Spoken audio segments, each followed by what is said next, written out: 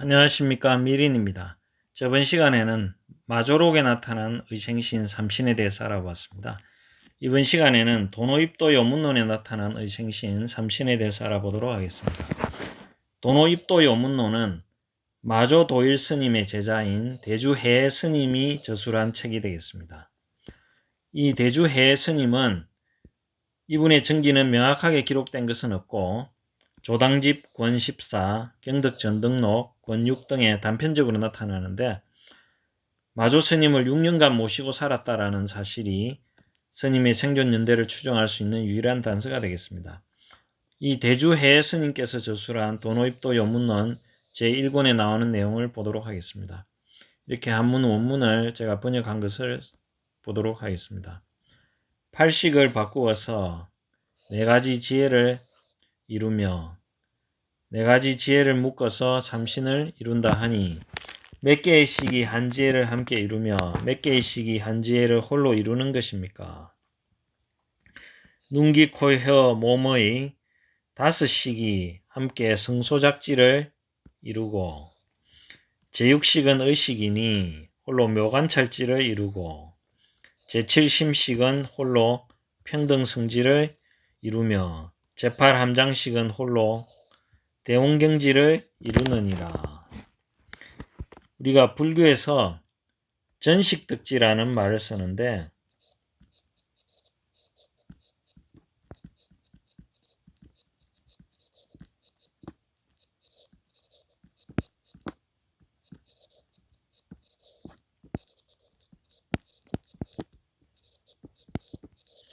전식득지란 말은 바꿀 전자 식, 마음할 때 식, 이 식을 바꾸어서 덕지, 지혜를 얻는다라는 뜻이 되겠습니다. 불교에서는 8가지 마음을 이야기하고 있는데 이 8가지 마음은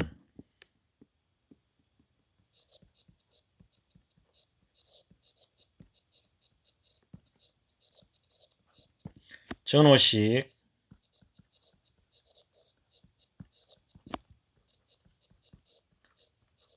제6식, 제7식, 제8식이 되겠습니다. 8가지인데 크게 4가지 분류로 이렇게 나눌 수가 있습니다. 여기서 전오식이란 것은 눈, 귀, 코, 혀, 몸의 5식이다 이렇게 나오는데 5오자를 써서 그리고 앞전자를 써서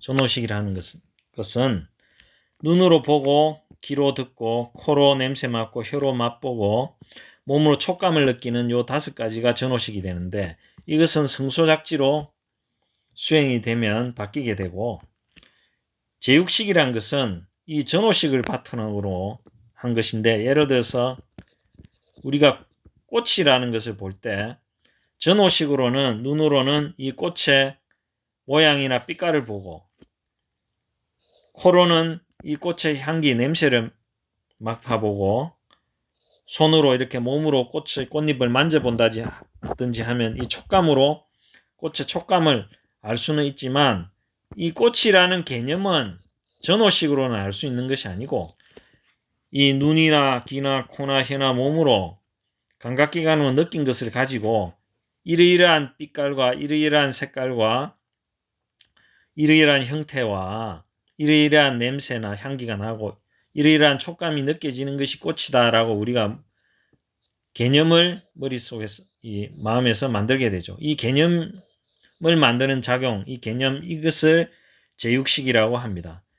이 제육식은 우리가 수행이 되면 전식득지하면 묘관찰식으로 바뀌고 제7심식은 말라식이라고 하는데 여기 제7심식 말라식이라 하는데 이것은 아집, 아예, 나에 대한 애착, 집착 이런 것이 있는 것이 제8, 제7 말라식이 되겠습니다. 예를 들어서 어떤 사람이 자살을 하려고 높은 절벽 위에 올라가서 뛰어내리려고 하는 찰나에 위쪽에서 큰 바위가 굴러져 내려올 때 피하게 됩니다. 자신을 죽이려고 높은 절벽에 뛰어내리려 한 사람이 바위가 굴러 내려오는 것을 피하게 되죠. 이 우리의 심청의식 속에는 아집과 아예 나를 아끼는 이런 마음이 있기 때문에 피하게 되는 것입니다. 이것이 제7 말라식에 해당되는 것입니다. 이 제7 말라식은 수행이 되면 평등성지로 바뀌게 됩니다. 그리고 제8 함장식, 제8 아레아식이라고 하는데 이 아레아식은 전생부터의 모든 경험한 것을 그리고 경험하고 인식한 것이 다 저장되어 있는 식, 함장식이 되겠습니다. 저장되어 있는 식이 되겠습니다. 이 제8 아레아식은 수행이 되면 대원경지로 바뀌게 되겠습니다. 이 대원경지라 하는 것은 대원경지할 때 경자가 거울 경자가 되기 때문에 한 줌의 티끌도 없는 거울에 삼라만상이 비쳐서 모자람 없이 나타난 것 같이 원만하고 분명한 지혜라는 둥근 거울과 같은 그런 지혜라고 한 것이고 제7식은 남과 나에 대한 구별이 아집 아예가 있기 때문에 제7 말라식은 있어서 차별을 낳고 남과 남인 이렇게 분별하게 되고 하게 되는데 수행이 돼서 경지가 되면 대자대비심으로 나와 남이 없는 나와 남을 다 평등하게 보는 이런 지혜가 발현되고 묘관찰지는 제6식인 의식이 변하여 이루어지는 지혜인데 모든 법의 실상을 묘하게 관찰하여 설법을 베푸고 중생의 의욕을 끊는데 사용되는 지혜가 됩니다. 그리고 여기 성소작지란 것은 우리의 5가지 감각기관이 느끼는 이 전호식이 바뀌어서 이루어지는 지혜가 되겠습니다. 이 4가지 지혜는 다른 것입니까? 같은 것입니까? 이렇게 묻자 본체는 같으나 이름이 다르느니라 이렇게 답합니다. 본체가 이미 같다면 어째서 이름이 다르며 이미 살을 따라 이름을 세운다면 본래 바로 하나의 본체일 때에 어떤 것이 대원경지입니까? 살한 것은 현상계, 우리 눈앞에 드러나는 어떤 현상계를 이야기하죠. 이런 사에 따라서 이름을 세운다면 바로 하나의 본체일 때에 어떤 것이 대원경지입니까? 이렇게 물으니까 다면이 공적하여 둥글고 밝아 움직이지 아니함이 곧 대원경지요. 다면이란 것은 우리가 호수 같은데 물이 전혀 파도라든지 미세한 물결 같은 것이 일어나지 않은 고요한 상태를 다면이라고 하는 것입니다. 다면이 공적하여 둥글고 밝아 움직이지 아니함이 곧 대원경지요. 능히 모든 육진에 대하여 사랑함과 미움을 일으키지 않음이 곧 2가지 성품이 공함이니 2가지 성품이 공함이 곧 평등성지요. 모든 육진이란 것은 6유자 티끌진자인데 6가지 색, 성, 향, 미, 촉, 법이 되겠습니다. 이것은 우리의 인식의 대상이 됩니다. 눈으로는 색이라는 형태와 모양과 색깔을 보고 귀로는 소리를 듣고 코로는 냄새를 맡고 혀로는 맛을 보고 몸으로는 촉감을 느끼고 마음으로 법이라는 개념 이런 것을 우리가 가지게 되는데 이것이 6가지 육진이라는 것입니다. 인식의 대상인 것입니다. 이 인식의 대상 6가지 인식의 대상에 대하여 사랑함과 미움을 일으키지 않는 것. 일으키지 않음이 곧 두 가지 성품이 공합니다. 이 말은 우리가 눈으로 어떤 형태나 빛깔을 보고, 귀로 어떤 소리를 듣고, 코로 어떤 냄새를 맡고, 혀로 어떤 맛을 보고, 몸으로 촉감을 느끼고, 마음으로 어떤 개념을 생각할 때 이것에 대해서 좋아하고 싫어하고, 이것 때문에 우리가 고통을 일으키게 됩니다. 어떤 모양이나 어떤 빛깔은 좋아하고, 어떤 소리는 좋아하고, 어떤 향기는 좋아하고, 어떤 맛은 좋아하고, 어떤 촉감은 좋아하고, 어떤 개념은 좋아하는데, 그에 반대되게 어떤 빛깔이나 색깔은 싫어하고, 어떤 소리는 싫어하고, 어떤 향기는 싫어하고, 어떤 냄새는 싫어하고, 어떤 맛은 싫어하고, 어떤 촉감은 싫어하고, 어떤 개념은 싫어할 수 있지 않습니까? 그것 때문에 우리는 좋아하는 것은 계속 취하려고 하지만 그것을 구하기가 쉽지 않고, 마음대로 뜻대로 얻을 수 없고, 싫어하는 건 피하려 하는데 마음대로 피할 수 없고, 이렇게 될 때 우리가 번뇌가 일어나지만, 이 사랑함과 미움이라는 거, 이 두 가지 성품이 공하다는 것을 알게 되면, 이 두 가지 성품이 공하다는 것을 아는 것이, 그것이 곧 평등성지라는 것이죠. 평등하게 본다는 거죠.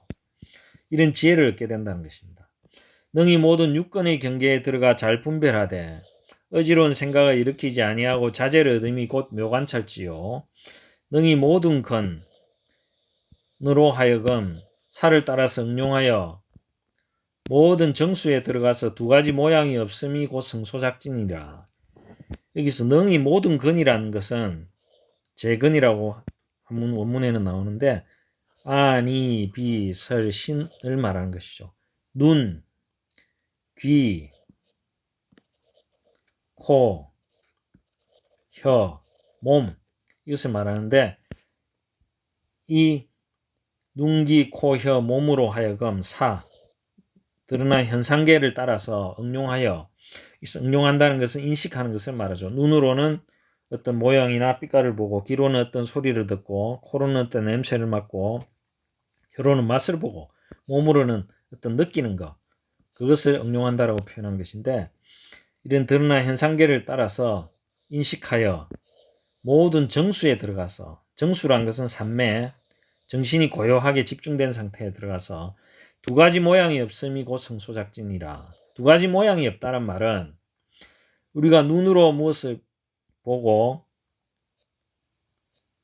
귀로 무엇을 듣고, 코로 무엇을 냄새 맡고, 혀로 무엇을 맛보고, 몸으로 무엇을 느끼고, 마음으로 어떤 개념을 생각할 때 이게 대상이 되는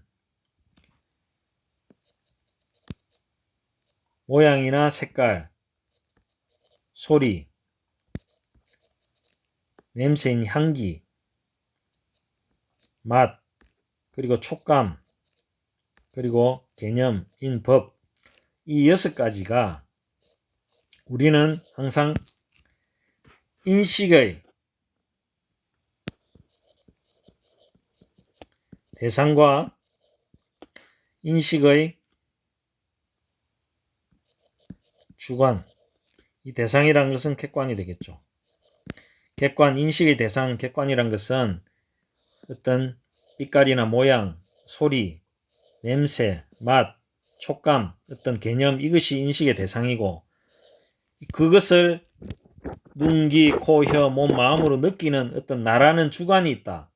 나와 대상이 있다. 이렇게 항상 분리해서 보는데, 그것이 두 가지 모양인데, 삼매에 들어가면 이 성소작질한 지혜를 얻게 되어서 나와 인식의 주관과, 나라는 인식의 주관과 인식의 대상, 이것이 분리되지 않고 하나가 된 경지를 얻게 됩니다. 이것이 이런 삼매에 들면 이런 성소작질을 얻게 된다, 이 말입니다.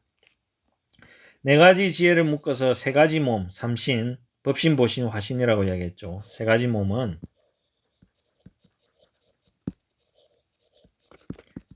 법신, 보신, 화신. 네 가지 지혜를 묶어서 세 가지 몸. 이 네 가지 지혜는 성소작지, 평등성지, 묘관찰지, 대원경지를 말합니다. 네 가지 지혜를 묶어서 세 가지 몸을 이룬다 하면 몇 개의 지혜가 함께 한 몸을 이루며 몇 개의 지혜가 홀로 한 몸을 이룹니까? 이렇게 묻자. 대원경지는 홀로 법신을 이루고, 평등성지는 홀로 보신을 이루며, 묘관찰지와 성소작지는 함께 화신을 이루니 이 세 가지 몸도 또한 임시로 이름을 세워 분별하여 다만 알지 못하는 사람들로 하여금 보게 한 것이니라. 만약 이 이치를 확실히 알면 또한 삼신이라는 응용도 없느니라. 왜냐하면 본체의 성품은 모양이 없어서 머무름이 없는 근본을 쫓아서 성립되니 또한 머무름이 없는 근본도 없느니라. 이 말은 이렇게 대원경지는 법신을 이루고 평등성지는 보신을 이루고 묘관찰지와 성수작지는 화신을 이루는데 이렇게 세 가지 몸이라는 이 삼신도 법신, 보신, 화신도 임시로 이름을 세워서 분별하여 알지 못하는 사람들을 설명하기 위해서 이렇게 보게 한 것이지 삼신이라는 것도 이렇게 따로 나눌 필요도 없다. 왜냐하면 본래 그것은 이 삼신이라고 할 수 있는 근본, 본체의 성품은 모양도 없고 머무름이 없는 근본을 쫓아서 성립된 것이기 때문에 또한 그 머무름이 없는 근본도 없으니까 편의상 설명하기 위해서 이렇게 삼신을 나누었다. 이렇게 이야기하고 있는 것이 되겠습니다. 이번 시간에는 여기까지 하겠습니다. 들어주셔서 감사합니다. 성불하십시오.